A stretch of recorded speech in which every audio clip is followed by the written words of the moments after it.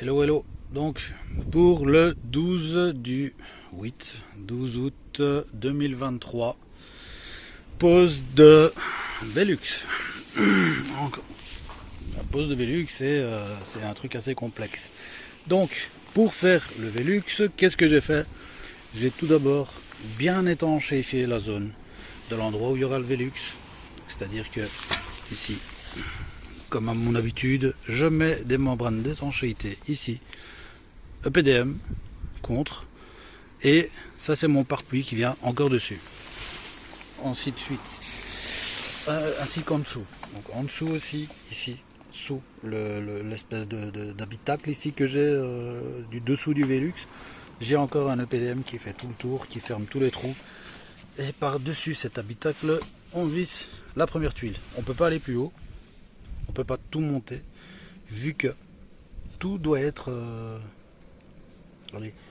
tout doit venir l'un à la suite de l'autre. C'est-à-dire que chaque tuile après tuile, j'ai un truc à mettre. J'ai des espèces de trucs métalliques comme ça à mettre. Donc ici, j'ai dû couper donc, sur l'espèce de zinc ici. Je crois que c'est du zinc titane. Ah ah, petite erreur en direct. Petite erreur en direct. Ah, le PDM. Voilà. D'où l'importance de bien vérifier chaque fois. Le PDM est de ce côté. On va rectifier ça. Et ensuite, donc comme je disais ici, hein, pour le premier habitacle ici, le premier truc, première cornière métallique qu'on met ici. On voit le PDM qui est en dessous. On serre tout. Normalement, il y a cette espèce de petite goupille comme ça, métallique, qu'on doit plier par en dessous, enfin par au-dessus, comme ici, comme ce que je viens de faire là, que je vais d'ailleurs déplier parce que le PDM de l'autre côté est tordu. Donc on met ça, ensuite on met ceci qui est l'élément numéro 2 du Velux, donc à visser ici et ici, et ainsi que de l'autre côté. Et au-dessus, normalement, entre les deux, ici, entre les deux Velux, ici, qu'est-ce qu'on fait? Il y a encore une pièce numéro 3 qui arrive au-dessus, qui fait l'étanchéité entre les deux. Et comme on peut voir ici, encore une fois, j'ai tracé de l'EPDM ici, qui viendra faire une étanchéité supplémentaire. Donc, normalement, ils peuvent le vendre en kit, mais je crois que c'est un peu trop cher. Ou je sais pas comment ça s'est fait que je n'ai pas pu l'avoir, cette membrane. Cette membrane qui est fournie avec le Velux. Mais c'est pas grave, vu que, à mon habitude, j'étanchéifie tout déjà. Donc ici, l'étanchéité. J'ai un pare-pluie en attendant, parce que j'avais pas fini toute l'installation. Et dessus, encore une fois, hein, donc, sur le pare-pluie, EPDM, plus EPDM, encore une couche au-dessus, pour nous éviter d'avoir des mauvaises surprises à l'avenir. Bon, à suivre. Ouais, essayer de montrer une fois que ce sera fini. Yo, donc, commencer donc du côté gauche. Face à la maison. Donc côté gauche, à chaque fois, je vais devoir mettre des pièces ici que j'ai de la part de Velux. Des pièces ici en fait qui sont en boîte pour la descente d'eau. Hein. Donc à chaque fois, j'accompagne mes tuiles comme ceci. J'accompagne mes tuiles et en dessous, je dois mettre une pièce comme ça. Et je la fais épouser en fait à ma tuile. Il y a une bonne descente d'eau. Je vous montre vite fait une pièce. Ça, c'est la pièce. Ensuite, qui vient ici.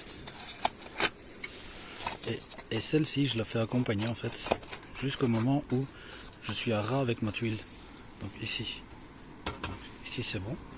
Et ensuite, après avoir fait ça, ça ici, le petit truc là, je le plie, comme ici. Je fais ça. Donc je le fais épouser ma tuile. Une fois que ça épouse bien la tuile, je m'arrête là. C'est plus ou moins bien. Donc c'est étanche. Ça rajoute une étanchéité en plus. C'est celle du Velux. Hein. Donc voilà, je fais épouser ma tuile. Normalement, ils préconisent autre chose même, en fait, jusqu'à l'arrivée de la tuile ici.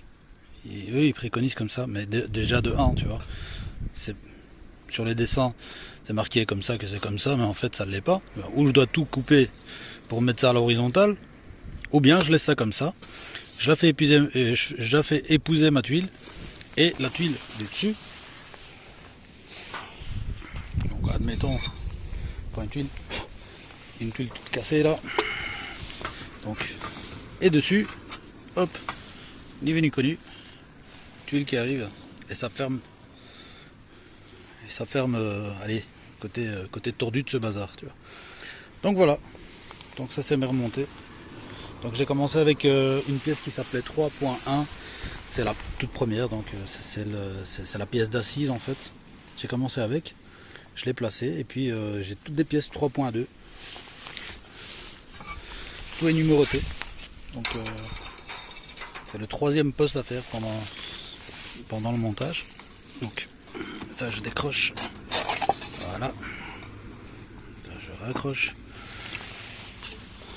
donc tout est noté ici, hein, 3.2, et il y avait une seule 3.1, donc ça c'est le premier, sur le schéma c'est marqué, donc sur le schéma ici, j'en étais où là ? En tout cas à chaque fois un bon schéma hein, pour bien expliquer tout ça. Donc c'était voilà, donc 3.1 c'est le début, et puis toutes des 3.2 quoi. Et cette pièce aussi, oui, c'est vrai. Cette pièce. Donc les pièces numéro 1 que j'ai mis ici, celle-ci là, et il y a une pièce numéro 3. Numéro 3. Il y a cette pièce ici, donc, qui sont en boîte. Et emboîtées aux pièces numéro 1. Pardon. Emboîté aux pièces numéro 1. Ensuite, une fois que je place cette pièce, c'est les pièces, allez, les petites languettes des pièces numéro 1 qui viennent, que l'on doit plier en fait sur la pièce numéro 3. Ici et même ici. Donc, ce truc là ici là. Voilà. Voilà. Donc, comme je disais, pièce numéro 1, pièce numéro 2 ici. C'est celle qu'on visse avec l'espèce de caoutchouc au-dessus qui rentre dans un petit trou. Et donc avec une petite vis avec le mécanisme ici, ça ce sera pour plus tard. Donc je pense qu'il y aura des pièces latérales qui vont venir ici, qui va compléter en fait. On verra plus normalement le métal. Donc voilà, pour assurer une bonne étanchéité. Tout doit être fait, tout doit être commencé par le bas. Donc ici encore une fois, là je suis pas bon. Hein. Là je vais devoir faire des découpes encore une fois. Donc, sur mes tuiles, encore des découpes. Donc celle-ci, normalement je vais la couper ici pour avoir une espèce de petite tuile comme ça peut-être. Comme ça puisse venir ici. Comme ça par exemple, ça vient ici. Parce qu'avec mes pièces numéro 3.1 où je commence ici par exemple, bah, j'ai ça où je dois dégager en fait. Je peux pas y mettre de tuile, sinon c'est la tuile qui fait le travail de l'espèce de métal ici. Hein. Donc ça, j'avais mis ça comme ça contre, je pensais que c'était comme ça, mais en fait non, c'est pas grave, on va devoir refaire des coupes. Hein. Donc petite coupe ici pour pouvoir mettre celle-ci, et ainsi de suite. Donc au lieu de commencer peut-être avec une demi, là je commencerai avec une pièce un peu plus grosse au-dessus pour arriver avec une entière où on verra bien. Donc plein de petits détails comme ça qui font que bah, ça a duré hein, de faire cette installation. Bon, quoi qu'il en soit, à suivre. Et donc pour la 3e fois aujourd'hui.